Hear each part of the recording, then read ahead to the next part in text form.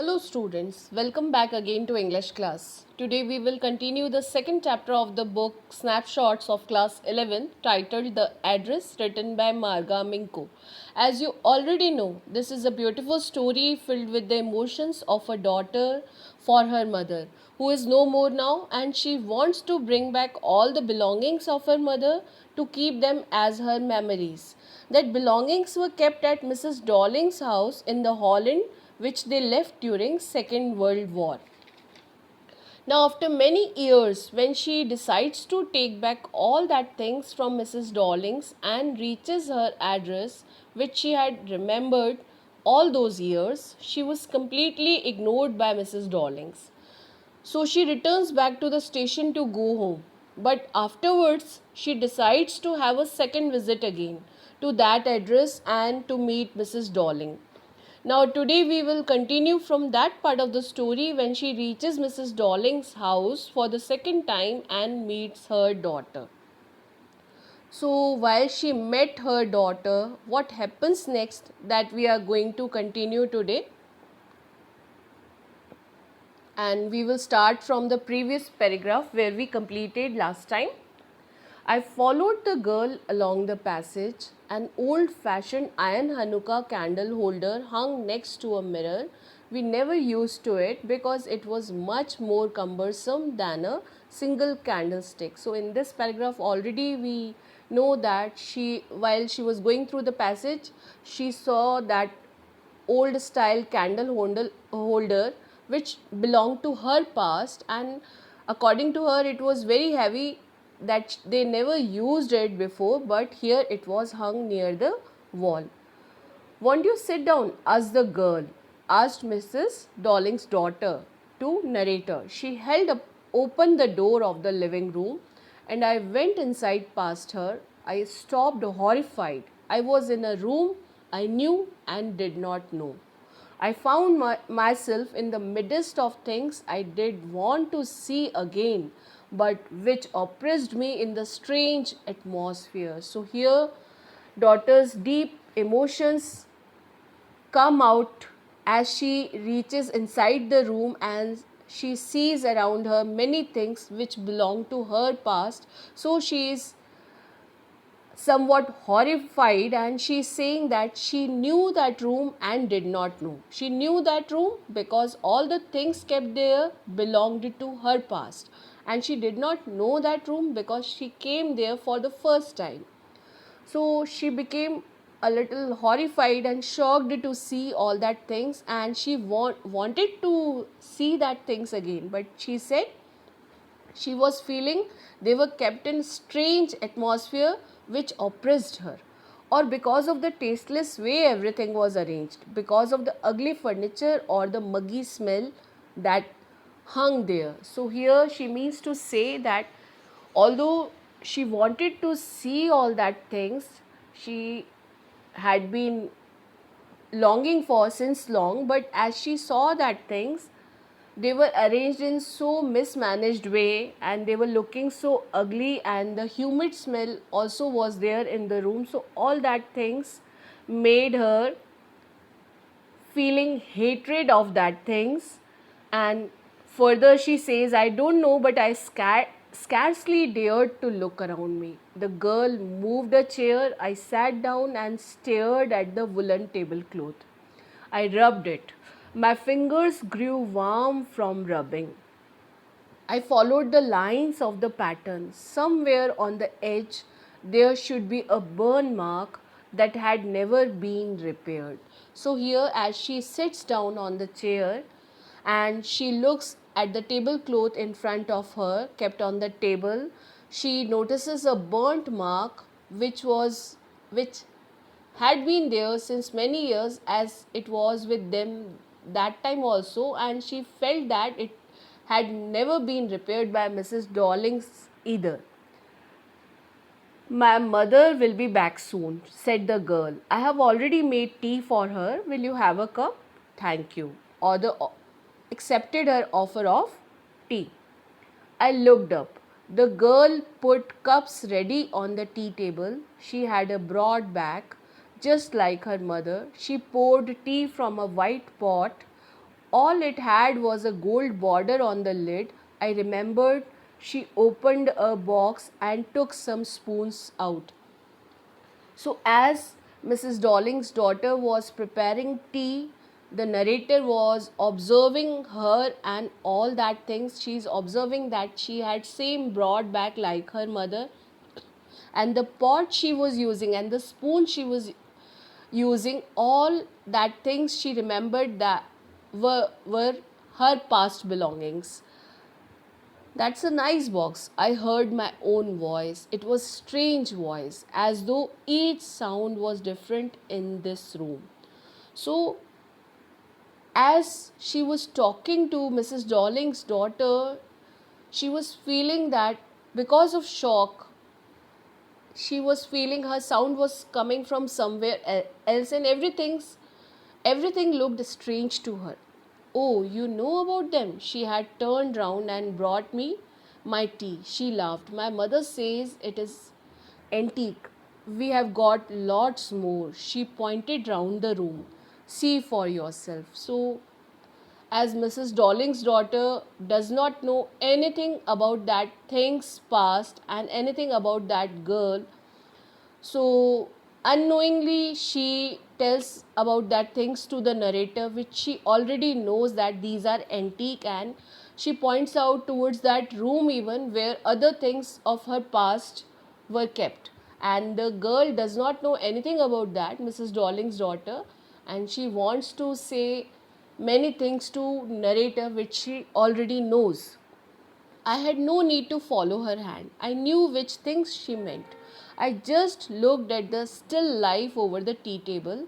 As a child, I had always imagined the apple on the pewter plate. So here she is not so interested in what Mrs. Dolling's daughter is telling her about the things, and she is looking at the tea table. The still life she means by the pictures which are made on the alloy plate, and she imagined that she was very fond of that apple made on that plate since her childhood. We use it for everything. Mrs. Dolling's daughter is telling this to narrator. Once we even ate off the plates hanging there on the wall. I wanted to so much, but it wasn't anything special. So here Mrs.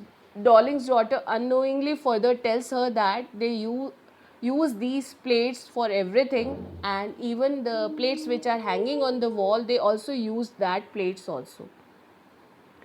I had no need to, we used it for everything, she said. Once we even ate off the plates hanging there on the wall. I wanted to so much, but it wasn't anything special. I had found the burnt mark on the tablecloth. The girl looked questioningly at me. So, as the narrator told Mrs. Dolling's daughter that she had found a burnt mark on the tablecloth, Mrs. Dolling's daughter, somewhat surprised and looking questioningly to narrator. Yes, I said, you get so used to touching all these lovely things in the house, you hardly look at them anymore. You only notice when something is missing, because it has to be repaired or because you have lent it, for example.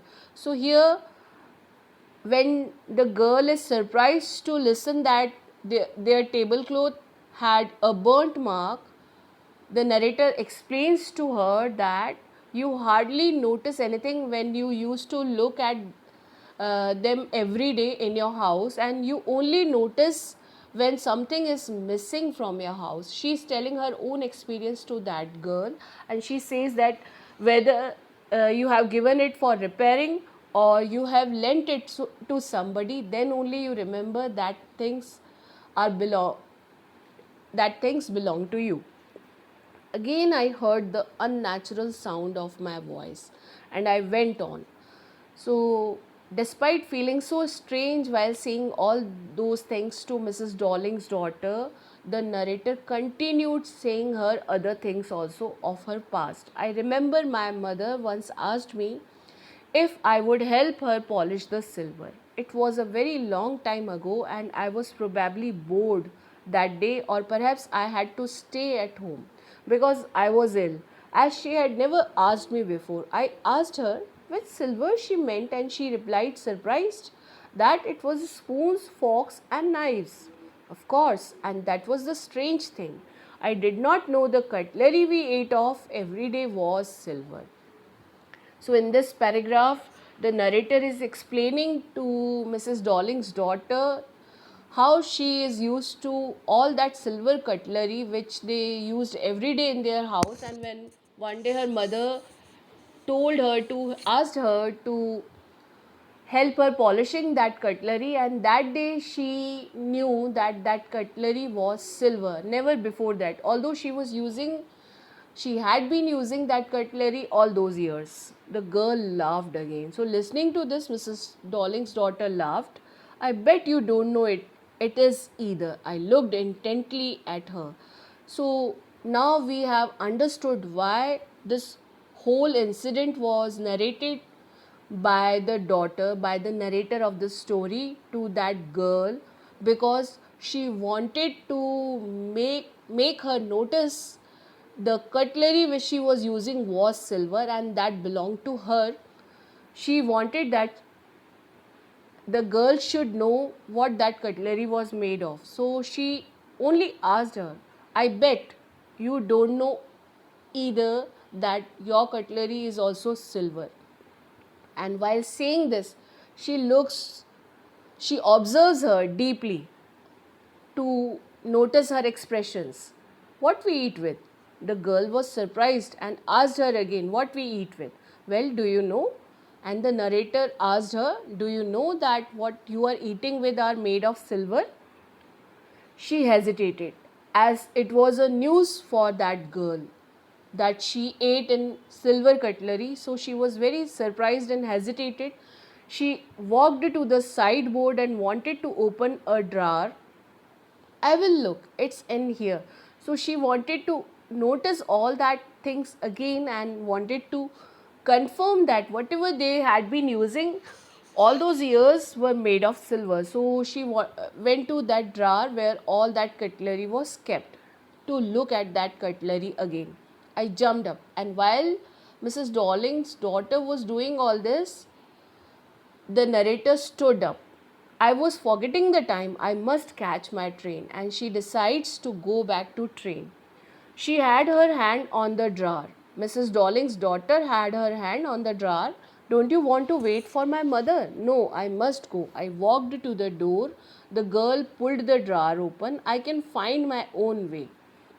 So, as the girl was busy looking to the cutlery pulling the drawer, the narrator told her that she will find her way to go out of the house, and she had to go as it was her train time almost. As I walked down the passage, I heard the jingling of spoons and forks. So, narrator is explaining that while she was going through the passage outside the house, she heard the noise of spoons and forks jingling. She heard the noise as she understood that the girl was checking that cutlery again whether it is made of silver or not. At the corner of the road, I looked up the nameplate, Marconi Street. It said I had been at number 46. So, as she came out of the house, she looked back to the house again. She noticed the address again, which she had been remembering all those years. The address was correct, but now I did not want to remember it anymore. I would not go back there, because the objects that are linked in your memory with the familiar life of former times instantly lose their value. When severed from them, you see them again in strange surroundings. Here, the narrator means to say that although she wanted to bring back all that belongings of her mother, but she found them again in the strange, unknown surroundings. She felt that now she does not want them anymore. So she decides to forget that address and all that things, and she decided to move on. And what should I have done with them in a small rented room where the shreds of blackout paper still hung along the windows, and no more than a handful of cutlery fitted in the narrow table drawer. And here she explains why she does not want that things again and why she wants to forget that address again, that she was thinking that now she is living in a single room and it is a rented room and its wall hanging paper is now shredded in pieces, and the drawer which she has in her room in the table, it is a very little drawer that she could not keep all that cutlery there. So she decides not to take all that belongings from Mrs. Dawlings, and she decides to forget all that things and the address forever. I resolved to forget the address. Of all the things I had to forget, that would be the easiest. She resolved, she decided, she was determined to forget the address. And of all the things, the last line here, the story ends with this last note which says, of all the things I had to forget, that would be the easiest. She thinks whatever she wants to forget in her life, that would be the easiest, that address would be the easiest thing to forget, as she decides to move on in her life and never think about that things and address again, as they lost their value in her life now. So she decides to move on. Here our story ends. I hope you have understood the story, and I want once again you read the chapter to understand it proper. Till then, thank you and have a good day.